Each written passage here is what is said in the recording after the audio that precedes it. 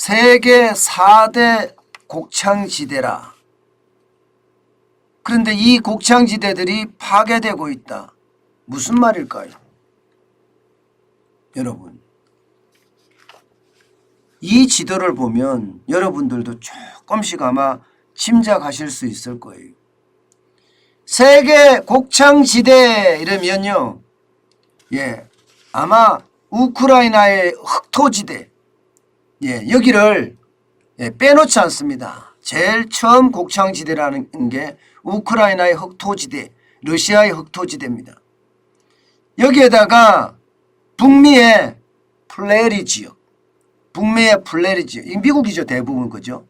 미국에 있는 플레리 지역, 여기도 말입니다, 곡창지대라고 일컫고요. 아르헨티나의 팜파스 지역, 여기도 곡창지대라고 일컫습니다. 여기에다가 중국의 저기 동북 삼성 있잖아요. 거기도 세계 곡창지대의 한 곳이라고 일컫습니다. 그런데 이 4개 곡창지대가 모두 말입니다, 모두 파괴되고 있다는 거예요. 파괴되고 있다. 이렇게 파괴가 되면 여러분, 식품 대란, 식량 위기 안 올까요? 심지어 말입니다, 대량 아사까지 올 수 있다. 대량 아사. 수많은 사람들이 굶어 죽는다는 뜻이에요. 그런 대량 아사까지 올 수 있다고 지금 유엔은 경고하고 있습니다. 왜 4대 곡창지대가 지금 파괴되고 있느냐? 여러분, 일단 미국은요, 캔사스나 오클라호마나 전부 다 가뭄 때문에 흉작이 심각합니다. 가뭄 때문에 흉작이 심각하다는 것은 여러분, 곡물을 그만큼 덜 생산한다는 이야기가 되잖아요. 덜 생산한다는 이야기. 이렇게 되면 여러분, 진짜 최악의 흉작으로 기록될 수도 있습니다. 미국 내 캔사스 주려면요, 밀을 가장 많이 생산하는 곳입니다. 실제로 겨울 밀, 여러분도 알다시피 가을에 파종을 하잖아요. 그런 다음에 이 겨울과 봄 사이에 눈비가 많이 와줘야 됩니다. 그래야지 곡식이 잘 자랄 수 있는 환경이 됩니다. 그런데 이게 말입니다, 눈이 안 왔어요. 비가 안 왔어요. 심지어 말입니다, 절대 강수량의 50%가 채 안 왔다, 이런 말까지 나옵니다.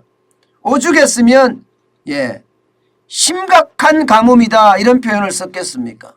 그래서 지금 여기는요, 아마 적어도 말입니다, 25%가 줄어들지 않겠느냐, 이렇게 이야기합니다. 마찬가지로 미국에 있는 오클라호마도 마찬가지입니다.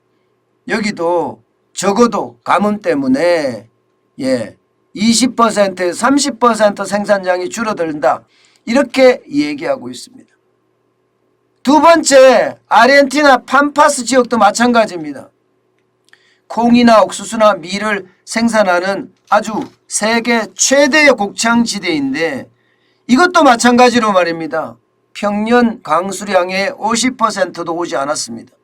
2017년에서 2018년까지 콩 생산량이 5,500만 톤이었거든요. 그런데 2021년, 2022년 사이에는요, 적어도 말입니다, 1,500만 톤 정도가 줄어들지 않겠느냐, 이렇게 이야기합니다. 심지어 말입니다, 줄어드는 것을 그나마 커버하는 게 빠르게 곡물들을 실어 나르는 것도 필요하거든요. 여기는 빠르게 곡물도 못 실어 나르나요. 가뭄 때문에 수위가 낮아져서요, 실어 나를 수 있는 환경도 그만큼 나빠지고 있다는 이야기예요. 여기다가 세 번째, 우크라이나 러시아 지역은 전쟁으로 거의 폐허가 되다시피 하고 있잖아요. 생산이든 수출이든 다 타격을 입을 수밖에 없는 상황입니다. 우크라이나는 완전히 폐허가 됐고요. 러시아는 있는 것마저 수출을 안 한다는 거예요. 수출을. 뭐 군량미를 대려고 그러면 어쩔 수 없는 상황일 수도 있겠지만 이게 러시아가 수출 안 하고 우크라이나가 수출을 못하면 세계 밀 생산의 30%를 담당하고 있는 지역이 지금 막힌다는 이야기가 되잖아요. 그러면 여기도 충격이 올 수밖에 없다는 이야기입니다. 여기에다 네 번째 곡창지대라고 이야기하는 중국의 동북 삼성 지역 말입니다. 이 지역은요 코로나 때문에 지금 쉽게 말하면 폐쇄를 했습니다. 그러니까 여기는 뭐 농사를 짓고 싶어도 지금 짓지 못하는 그런 상황이 된다는 이야기잖아요. 그러면 지금이 4월이에요. 파종을 해야 됩니다. 근데 파종 시기를 지금 점점 놓쳐가고 있어요. 코로나19가 확산되니까 안 되겠다. 지린성이든 랴오닝성이든 헤이룽장성이든 모두가 오미크론 확산을 막기에 지금 급급하고 있습니다. 여러분 이렇게 됐을 때 곡창지대가 이렇게 무너졌잖아요. 그러면 진짜 심각합니다. 실제 지표에서도 보면요. 다 나타납니다.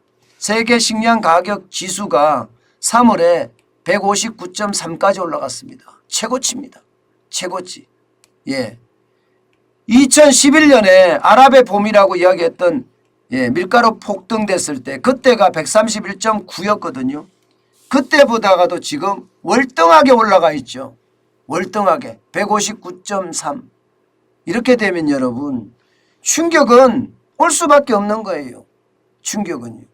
게다가 말입니다 여러분 이렇게 되면 전 세계에서 굶어 죽는 사람들도 진짜 많아지겠지만 제가 진짜 우려하는 것은요 대한민국이에요. 대한민국은요 작업률이 거의 없어요. 쌀 정도만 작업이 되고 곡물 중에 나머지는 전부 수입입니다. 수입을 하면 어떻게 되겠습니까? 지금 생산량마저 떨어지면 안 그래도 코로나 때문에 물류 대란이 일어났고요. 우크라이나 러시아의 어떤 전쟁 때문에 가격까지 올라간 상태입니다. 여기에다가 여러분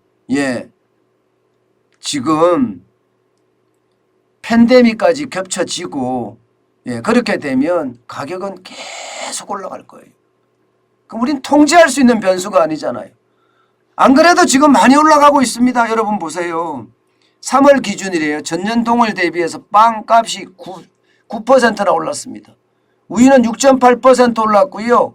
식용유는 21.6%가 올랐고요. 자장면은 9.1%, 햄버거도 10.4%, 밀과 관련되어 있는 건 다 올랐죠. 식용유는 해바라기 씨유가 지금 러시아나 우크라이나 지역에서 안 나오기 때문에 그에 대한 충격파가 지금 있는 겁니다. 이렇게 되면 여러분 소비자 물가 상승률 아마 최악이 올 거예요. 에그플레이션 이야기하잖아요.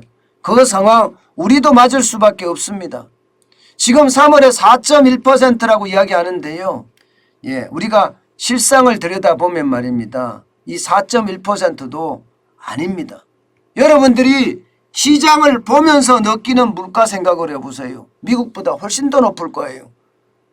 저는 늘 여러분들에게 말씀드리는 게 미국은 원자재가 많이 나는 나라예요. 에너지라고 하면 원유나 가스나 석탄을 말하잖아요. 광물이든 뭐 리튬이든 텅스텐이든 철광석이든 여기다 곡물 밀이든 콩이든 옥수수든 미국은 많이 나요. 심지어 말입니다. 심지어 원유도 수출하고 광물도 수출하고 곡물도 수출하는 나라입니다. 그런데 그 나라가 소비자 물가가 8.5%까지 3월에 올라갔단 말입니다. 우리는 절반도 안 돼요.